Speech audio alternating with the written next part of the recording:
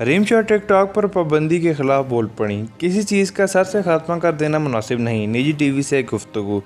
मारूफ TikToker Hareem Shah हुकूमत की तरफ से टिकटॉक ऐप पर पाबंदी के खिलाफ बोल पड़ी। निजी टीवी चैनल से गुफ्तगू में मारूफ टिकटॉकर और मुख्तलिफ तनाज़ात की वजह से खबरों में रहने वाली हरीम शाह ने कहा है कि मैं बुराई के खिलाफ तो हूँ, लेकिन हुकूमत की तरफ से किसी चीज़ का सर से ही खात्मा कर देना मुनासिब नहीं है, क्योंकि किसी चीज़ को बंद कर देना मसले का हल नहीं होता। अगर किसी की बनाई हुई वीडियोस पर इतराज़ था तो इस पर एक्शन लिया जाता।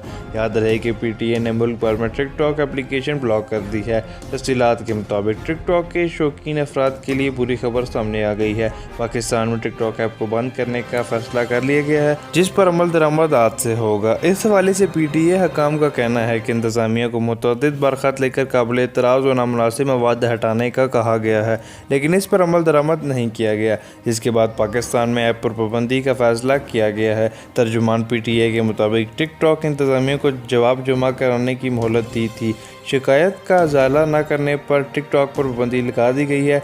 PTI की जानिब से एक अलमिया जारी किया जाएगा, जिसमें ऐप को बंद करने के बारे में तहरीर किया होगा। वाज़ेह है कि PTI ने कई मोबाइल और सोशल मीडिया ऐप पर गैर अखलाकी मवाद फैलाए जाने की शिकायत के बाद एक्शन लिया था।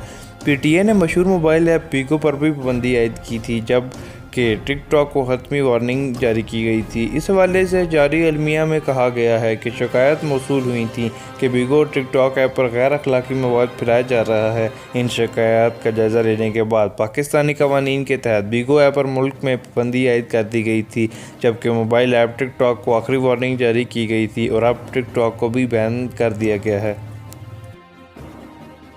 उम्मीद है आपको वीडियो पसंद आई होगी। वीडियो को लाइक ज़रूर करें, चैनल को सब्सक्राइब ज़रूर करें।